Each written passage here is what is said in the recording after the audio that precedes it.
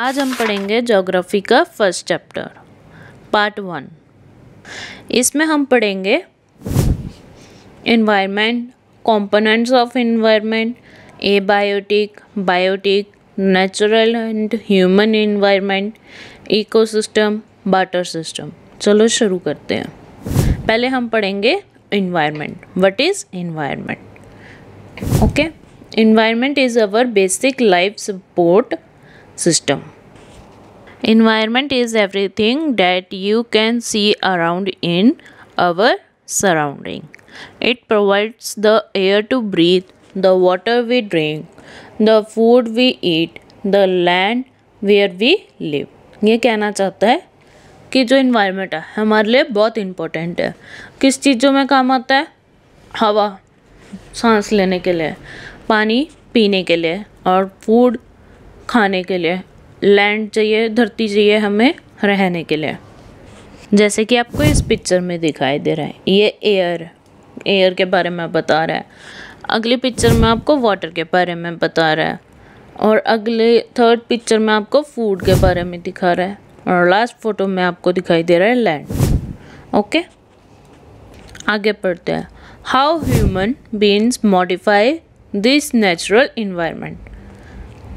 Human beings make things like car, miles, factories and manufacture containers etc. which modify natural environment. ये कहना चाहता है कि human being कैसे मॉडिफाई करता है नेचुरल एनवायरनमेंट को। ह्यूमन बीइंग ने ही बनाया, कार हो गया, ये रोड होगी, ओके, ये घर हो गए, कंटेनर्स हो गए, माइल्स होगी, फैक्ट्रीज होगी। ओके, आगे हम पढ़ते हैं इन्वायरमेंट की डेफिनेशन अच्छी तरह। So we know the place, people, thing and nature that surround any living organism is called environment. The word environment comes from the French word environner which means neighborhood। ये environment का word कहाँ से आया? French word से। आगे हम पढ़ेंगे components of environment. There are two broad kinds of components are as follows. एक है नेचुरल और दूसरा है मैनमेड। नेचुरल मतलब जो अपने आप बनता है और मैनमेड जो ह्यूमन बनाती है। The natural environment are further divided into major domains are as known as lithosphere, atmosphere, hydrosphere, biosphere. All of these interact together in the ecosystem. ये कहना चाह रहा है जो लिथोस्फेयर है, एटमॉस्फेयर है, हाइड्रोस्फेयर है, बायोस्फेयर है, ये चार मेन डोमेन्स हैं। ओके, लिथोस्फेयर किससे रिलेट करता है? लैंड से। और हाइड्रोस्फेयर रिलेट करता है वाटर से। एटमॉस्फेयर रिलेट करता है एयर से। बायोस्फेयर रिलेट करता है लिविंग थिंग्स से। जैसे कि आपको इस पिक्चर में दिखाई दे रहा है डोमेन्स ऑफ द एनवायरनमेंट। ये आपको नीचे दिखा रहा है lithosphere earth, biosphere atmosphere air, hydrosphere water. अगला टॉपिक पढ़ेंगे biotic and abiotic. It is a combination of natural and human phenomena. While the natural environment refers to both biotic and abiotic condition existing on the earth, human environment reveal the activities, creation and interactions among human beings। ये कहना चाह रहा है जो natural environment है वो दोनों को साथ लेके चलता है, बायोटिक को भी और एबायोटिक को भी। और जो ह्यूमन है वो रिवील्स करता है activity, creation and interaction among human beings. Biotic, पहले हम पढ़ेंगे biotic, the world of living organisms, example plants and animals. फिर हम पढ़ेंगे abiotic, the world of non living elements जैसे अर्थ, लैंड। अगला टॉपिक है हमारा जो हमारे मेजर डोमेन्स है उसका पहला पॉइंट। लिथोस्फेयर से हम क्या रिलेट कर सकते हैं? लैंड को। Lithosphere is the solid crust or the hard top layer of the earth. Lithosphere के क्या फीचर्स हो सकते हैं? It is made up of rock and mineral. It is covered by a thin layer of soil. It is an irregular surface with various landforms such as mountain, plateaus, plain, villages, etc. Landforms are found over the continents and also on the ocean floors. Lithosphere कहना चाह रहा है जो हमारी सबसे पतली layer होती है किसकी? सॉइल की, उससे कवर होता है। ओके और ये मेडअप ऑफ किससे बनता है? रॉक्स एंड मिनरल्स से।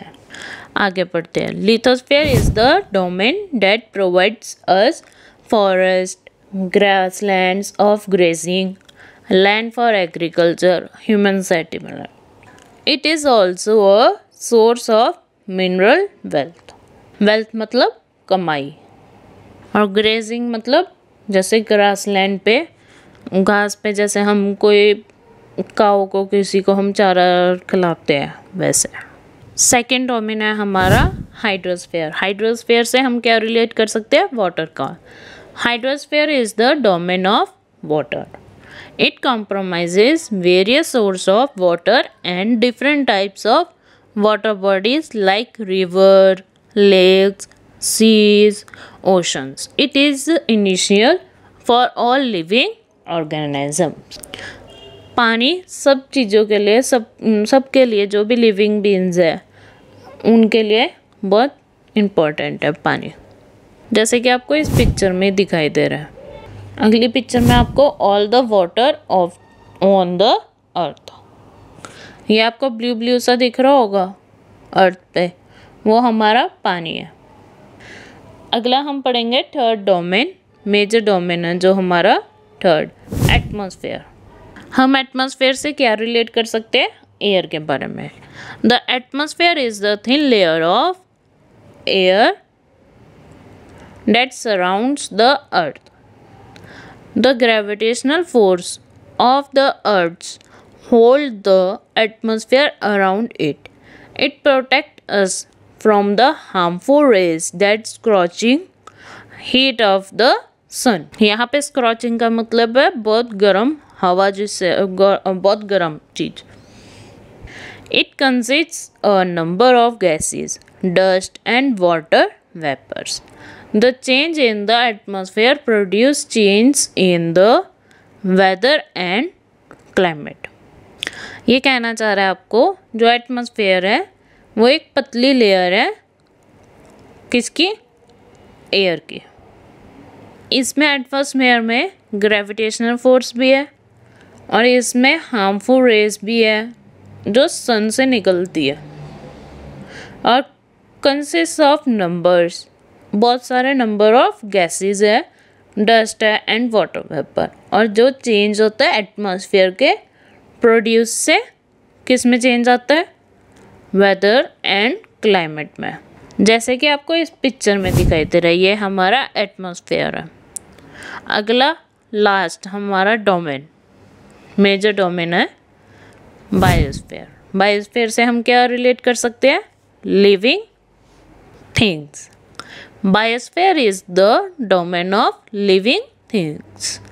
Plant and animal kingdom together make biosphere और the living world. It is a narrow zone of the earth where land, water and air interact with each other to support life।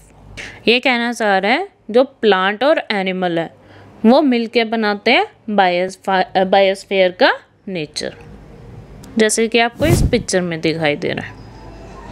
अगला topic पढ़ेंगे हम ecosystem की definition. It is a system formed by the interaction of all living organisms with each other and with the physical and chemical factors of the environment in they live, all linked by transfer of energy and material. This relation between the living organisms as well as the relation between the organisms and their surrounding from an ecosystem. ये कहना चाह रहा है जो ecosystem है वो interact करता है किसके साथ, लिविंग ऑर्गेनिज्म से। कौन से केमिकल फैक्टर्स होता है और फिजिकल फैक्टर के साथ। ये एक रिलेशनशिप है, किसका relationship, living organisms as well as the organisms. ये है तो हमने नेचुरल इन्वायरमेंट का पढ़ा था। अब हम पढ़ेंगे ह्यूमन इन्वायरमेंट के बारे में। Human beings interact with the environment and modify it according to their need. Early human adapt themselves to the natural surrounding. They learn new ways to use and change environment. They learn grow crops, domestic animals and lead to settle life. A perfect balance between natural and human environment. अगला हम पढ़ेंगे human must learn to live and they use their environment in a harmonious way. Harmonious मतलब different ways में। Human beings कैसे सीख रहे थे रहने का environment में। लास्ट टॉपिक हम पढ़ेंगे barter system। barter system क्या होता है? It is a trade in which goods and exchanged without the use of money. ये एक ट्रेड है, गुड्स का एक्सचेंज करता है without the use of money का, जैसे कि इस पिक्चर में दिखाई दे रहा है। ये बार्टर सिस्टम एक्सचेंज का है। अगला हम पढ़ेंगे some important dates. On 22 March every year the international water day is celebrate. On 5 June every year world environment day is celebrate.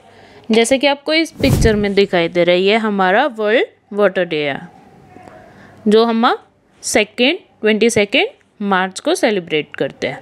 अगले पिक्चर में द वर्ल्ड एनवायरनमेंट डे है जो हम सेलिब्रेट करते हैं 5 जून को।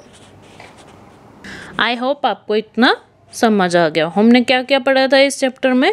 Environment, components of environment, abiotic and biotic, natural and human environment, ecosystem, barter system और 2 हमने डेट्स पढ़ी थी इंपॉर्टेंट। आई होप आपको इतना समझ आ गया। Thank you.